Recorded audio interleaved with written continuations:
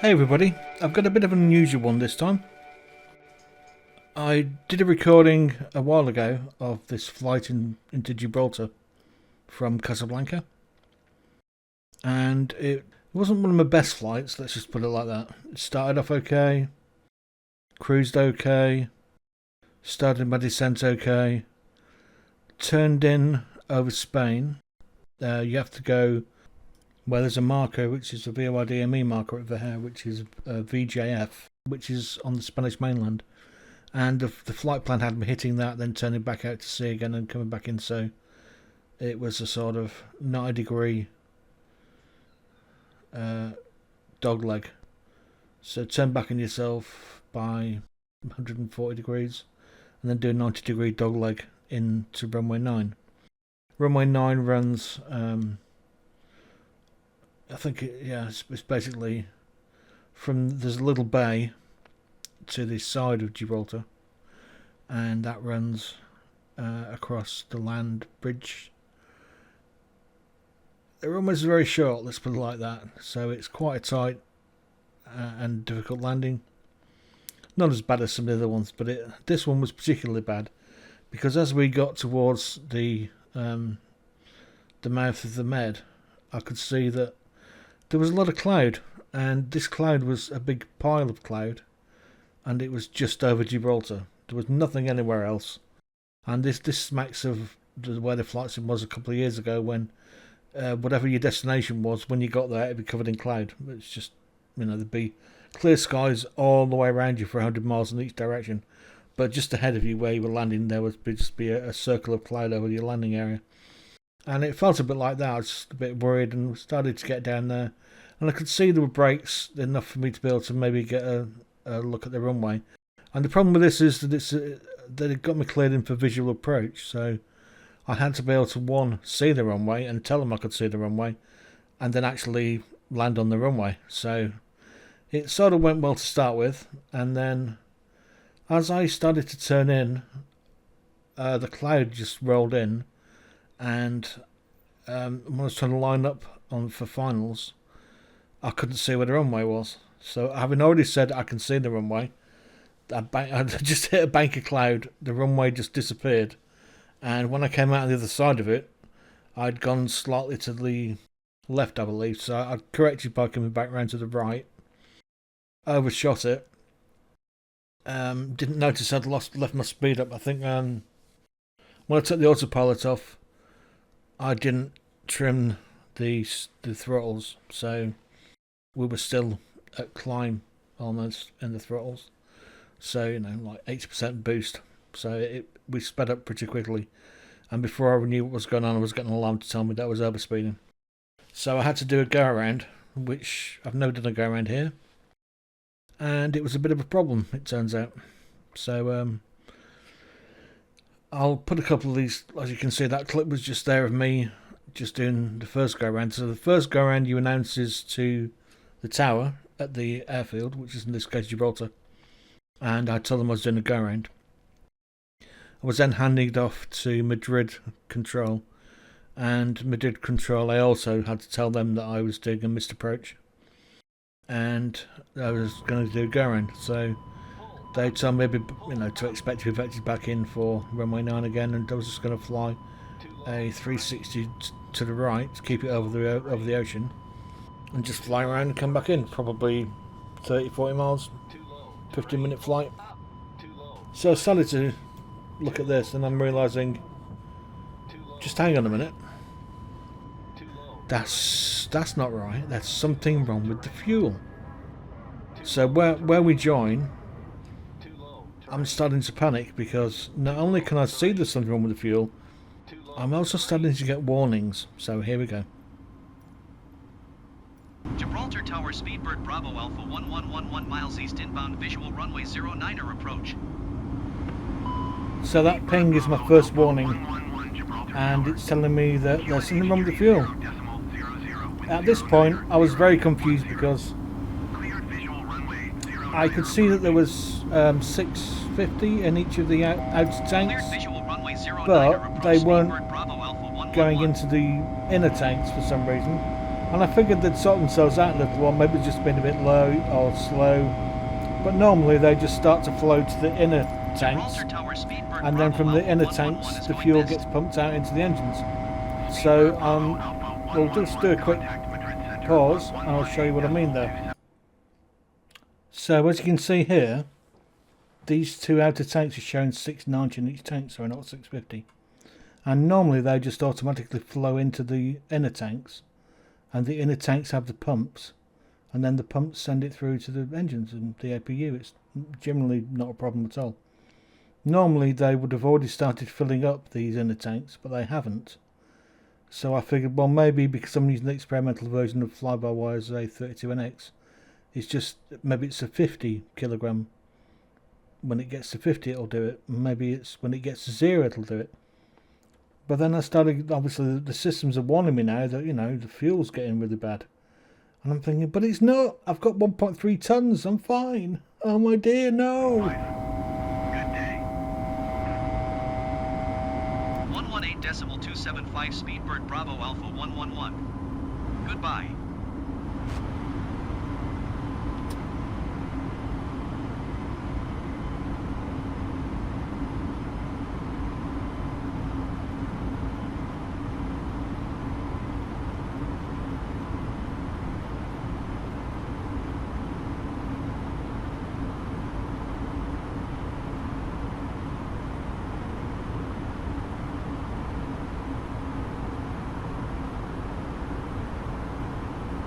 So here I'm concentrating on just the flying.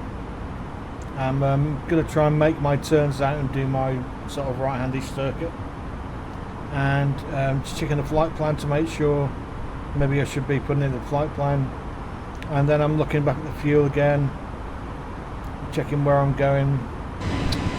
Make sure that I am where I think I am, with Gibraltar directly behind me. So I know that I'm going to be turning right 90, flying for a while, doing another right turn, flying for a while, doing another right turn, and then coming back in on this zigzag.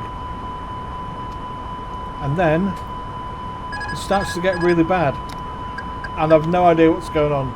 First of all, I've not noticed that auto throttle's off, so I'm actually overspeeding.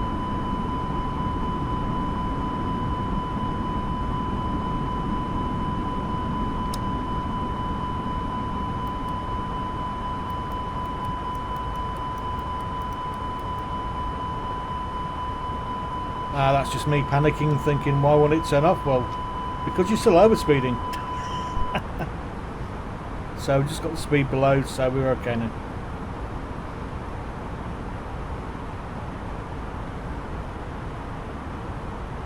So now we go back to trying to concentrate on the fuel. I'm trying to work out how to get that 690 from the outer tanks to the inner tanks. And I'm following this list on the middle console. It's giving me basic directions on what to do, and I didn't have my checklist to hand, and there's just me here, so I wasn't that bothered about it. It's just mooching through it all, trying to climb slowly, get some height on, make sure we've got a safe height, because if we do run it, if the fuel does go badly wrong, like it says it might be doing, we're going to need to have some reasonable amount of height on, because we're going to be gliding. Center Speedbird Bravo Alpha 111 is missed approach. So that's me reporting missed approach in to Gibraltar. Sorry, to Madrid. Having already reported it into Gibraltar town.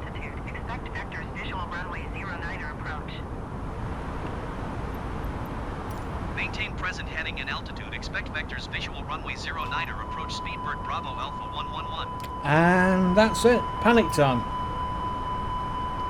We have turn off of various items, and I can quickly work out that I've got no power, and you can see from that I'm trying to just quickly go through in my mind what I can do. I can't restart the APU, that won't restart, so we've got electrical power but the APU's not starting, so that must be fuel, surely.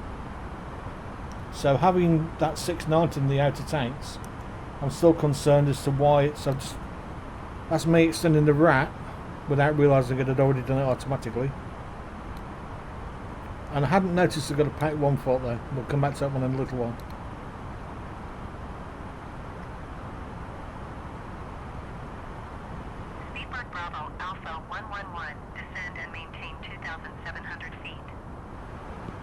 and I'm still, but I've got fuel. So last resort, Descend and maintain 2,700 whack some feet, fuel in. Speedbird Bravo Alpha 111. Obviously, I can't work out at this stage why it hasn't gone from the outers to the inners, but I do know there are no fuel pumps in the outers, so without adding more fuel at this point, we're just going to crash. So rather than refly the whole route again, I just decided maybe I should just add some fuel using the flight bag on the A32NX, which allows me to refuel while you're in mid-air apparently, which is great.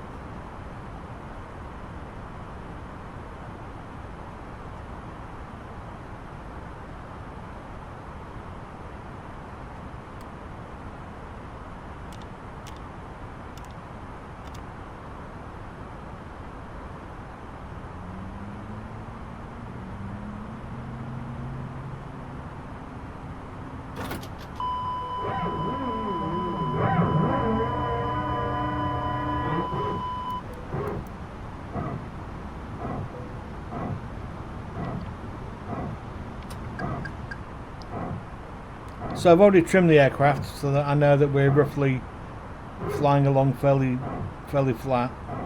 I can see we're slowly losing a bit of height, so I trim it back a bit more, and then we get it on a reasonable glide slope.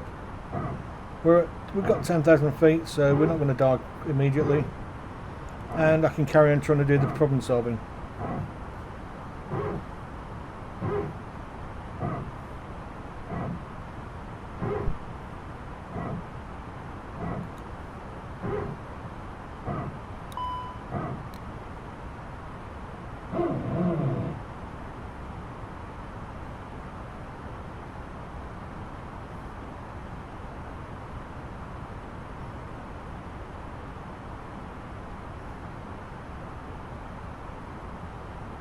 So the engines aren't starting, and I'm thinking to myself, why aren't the engines starting? And I realise I need to check them. Maybe it's because they were off and then switched back on again.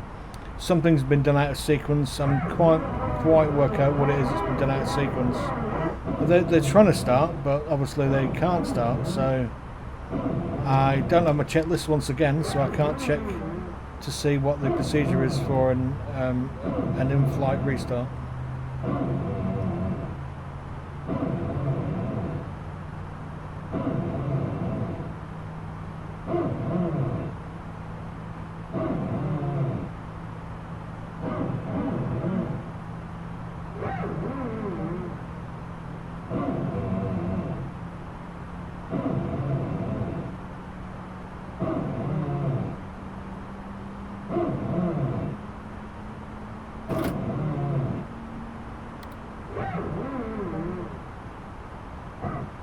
So this is my last resort. I'm trying to see if I can start number 2 by cranking rather than doing the in-flight start.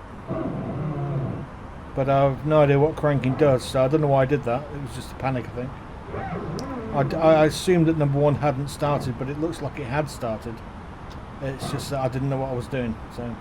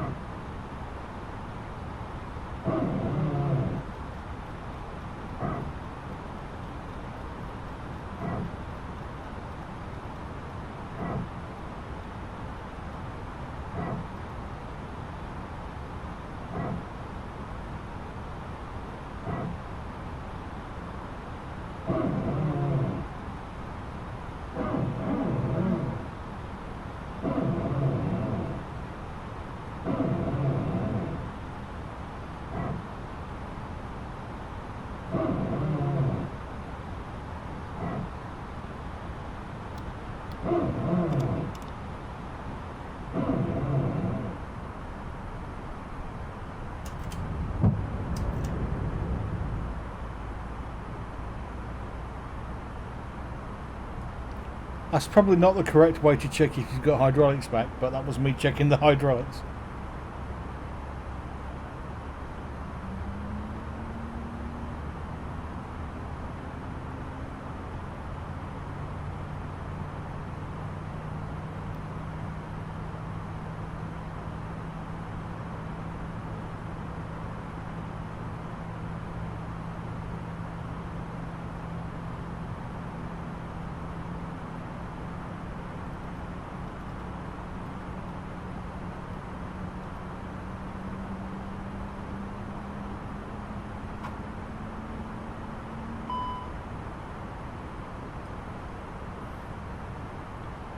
So I can finally see they've got my engines are back on. I've still got some warning messages on the screen. And we're slowly descending. We're just coming up to, well, coming down to 4,000 feet. And as I mentioned before, I hadn't noticed that we have a fault lit up there. So that's me trying to make the rat go back in, which turns out you can't do that.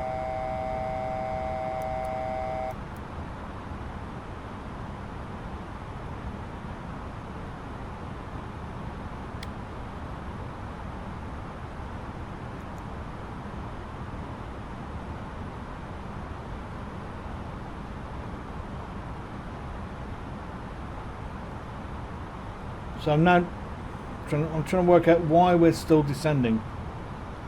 We shouldn't be descending because, as far as I can see, I've got the altitude stuck in on the autopilot.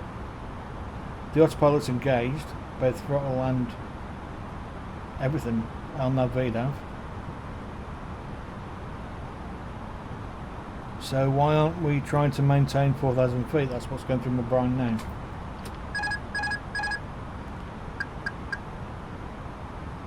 And no matter what I do, it still keeps descending, which is not ideal at all.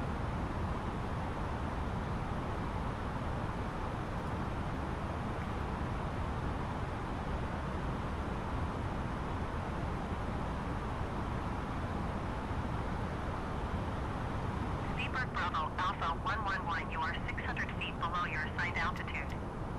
Climb and maintain 2,700 feet, QNH 29er.9er.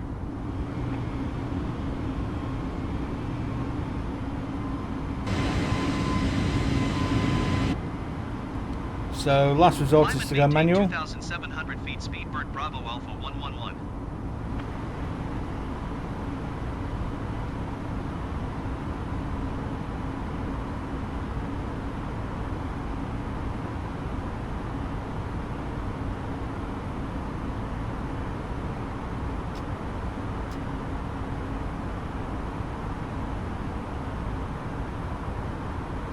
But we're still not getting anywhere.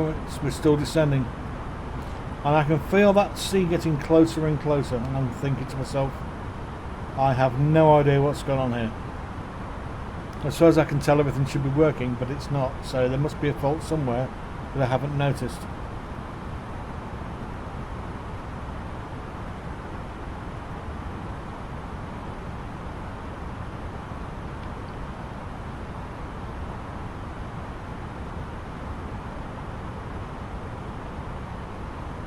Bravo Alpha 111, please expedite your climb 2,700 feet.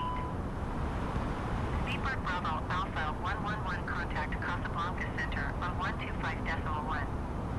Good day.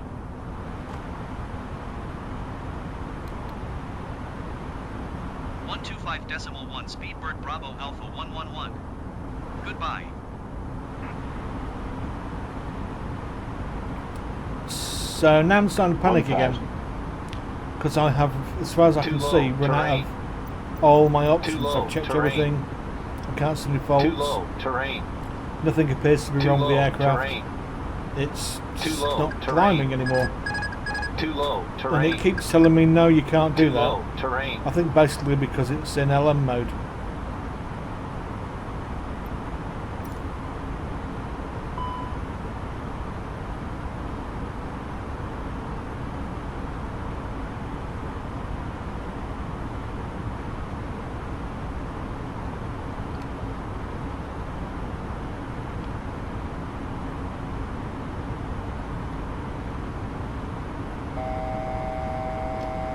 So we've got a bit more height again. We're back up to 3,000 feet climbing, and we've got all these warnings, anti-skid fault, etc, etc. But I carry on going through my motions of turning around to 180, and we're going to try and bring it in back around to Gibraltar again, get it down as quickly as possible.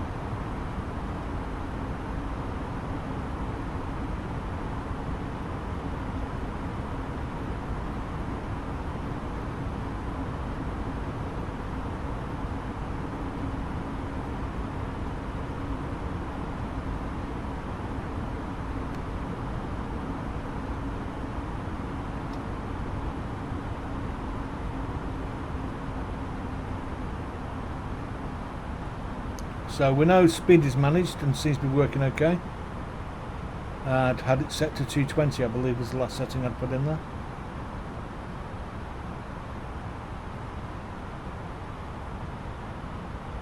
I know, got it set for 300.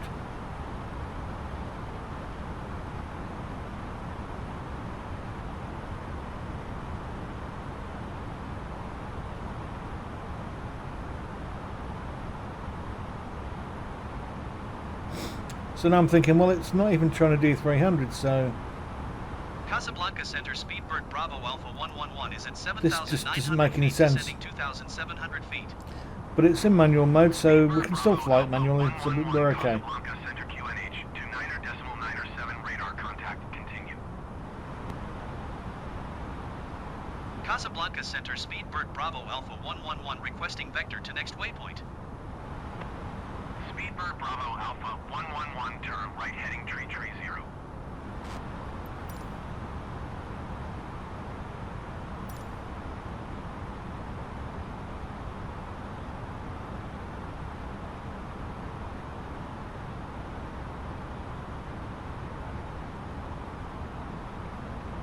So I carry on flying around and trying to work out how to keep it stable and on the right level.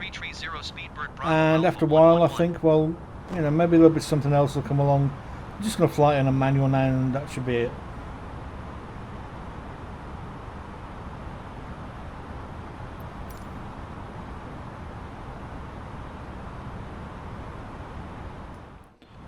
And then, as I'm getting closer and closer, I have a little bit more time. I'm just climbing back up to 3,000 again. So I'm trying to stay between 3,000 and 2,700. And I'm thinking to myself, well, there must be... 2,500. There still has to be something that isn't quite right somewhere. So it must be quite easy to see. I just need... Yeah, what an idiot.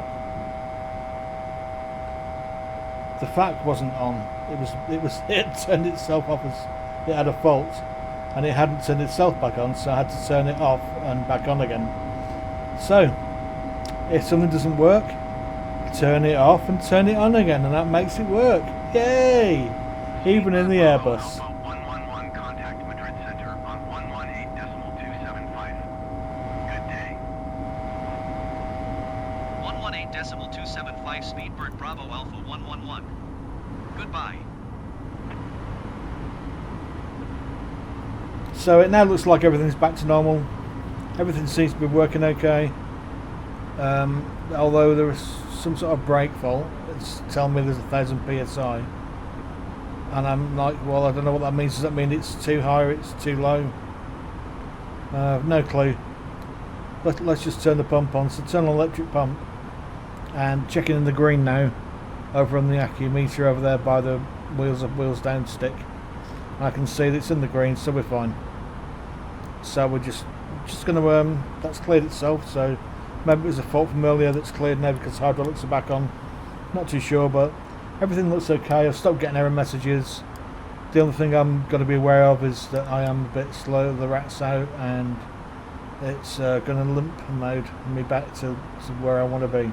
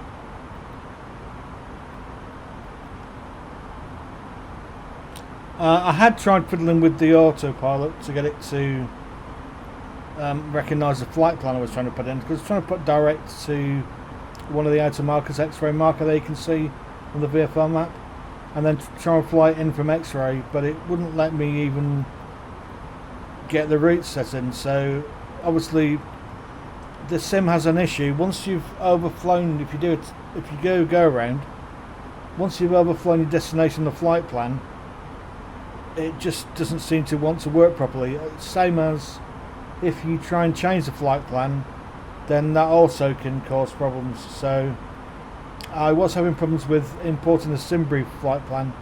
So in the end what I do is I print out a SimBrief flight plan, I do my departure with a SID, and I then do manual entries for all the waypoints along the route, and leave it as direct, so that when I get to the airport at the other end, the arrival airport will give me information on which I'm supposed to do, because I may set it now and it'll be 9, and when I get there it'll be 27. So that happens a lot in Norwich when I'm flying from Amsterdam to Norwich. Even though it's only a 30-minute flight, the winds can change quite quickly, and you can end up having to put in a different approach anyway, at which point it tries to add it on to the end of everything, and then everything just goes kaput and it messes the whole thing up. So here I've just got us going to X-ray, and I'm just going to carry on into X-ray. It's going to be a manual approach anyway, visual, so although there's still cloud there, once we get, at least I know what I'm dealing with now, so this time it should be a bit easier.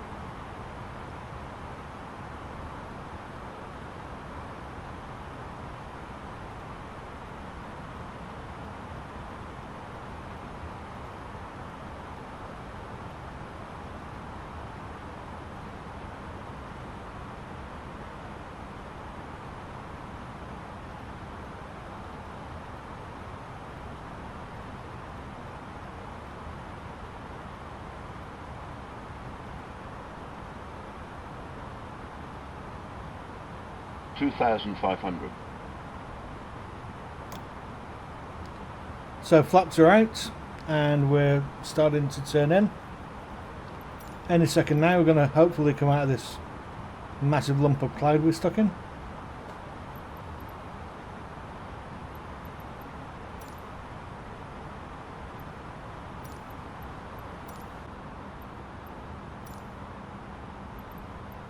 Speedbird Bravo Alpha 111, I have the runway in sight. Speedbird Bravo Alpha 111, you are 6 miles west of Gibraltar. Maintain present heading and altitude. Contact Gibraltar Tower on 131.2.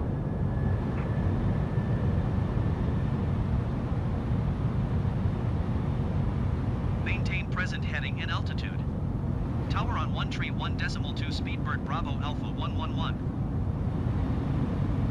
Gibraltar Tower, Speedbird Bravo Alpha 111, 5 miles west inbound, visual runway 09er approach. Speedbird Bravo Alpha 111 Gibraltar Tower. QNH 29er.9er, 7 wind 09er, 0 at 12. Cleared visual runway 09er approach. So it's all looking good. Speedbird Bravo Alpha 111 wind 09er. Aircraft's back under control. We're on finals. Runway looks good. I guess we can land. Clear to land runway 09er, Speedbird Bravo Alpha 111. There's just one thing that I forgot. We are fully laden with fuel because I reloaded the fuel from the magical fly-by-wire flight bag. So we have full fuel 1,000. on board almost. It's going to make us very heavy, and it's going to make it quite difficult to stop. But that's not a problem for now. That's a problem for in about a minute's time.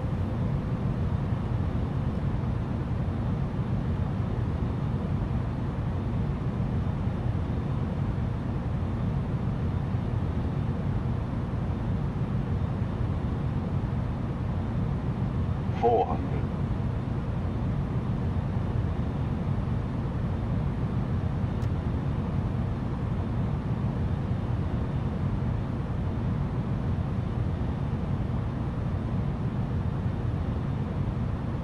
50, 20, 10, 5.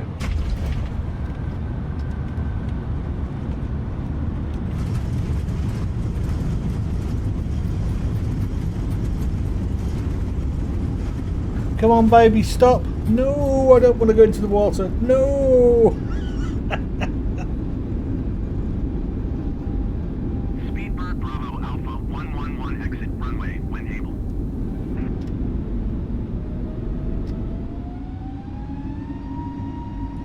So that's me, happy and relieved. We're down, we're safe, nothing died, nothing exploded. Yay! No, no, turn left. No, no, no, turn left. Turn left. Oh, no. The nose wheel is not turning. For some bizarre reason, the nose wheel is just refusing to turn now. So we actually cannot turn left. Speedbird Bravo Alpha 111, turn next taxiway. I would have done, only I can't, my friend. So this is embarrassing. So I'm thinking to myself, well, if there is anyone coming in, best we get out of the way. And the best way of doing that is to go into that little bit just ahead of us and just park it there. And then use slew mode, I guess, to take us back to the gates. And I'm thinking to myself, well, maybe it's because that's on and it wasn't. I had a quick look outside and flipped it left and right and nothing worked. You can see the nose wheel's not moving there. So at this point I gave up and just got the aircraft out of the way of the runway. Nice view of the rock there. And I didn't actually realise until I flew this mission until I did this flight, that the Rock of Gibraltar, I thought it was an island, but it actually is joined to the mainland by this very piece of land, which I suspect was only added in for the runway. Contact ground on 1-1.2. I thought it was an island that we owned, but it turns out it might not be. It turns out that the Spanish may have more of a claim to it than I initially thought they did. Anyway, as you can hear, panic is ensuing. Can't make it do what I want it to. Using the engines, it doesn't make it turn left or right. There's nothing I can do about it. So slew mode it is.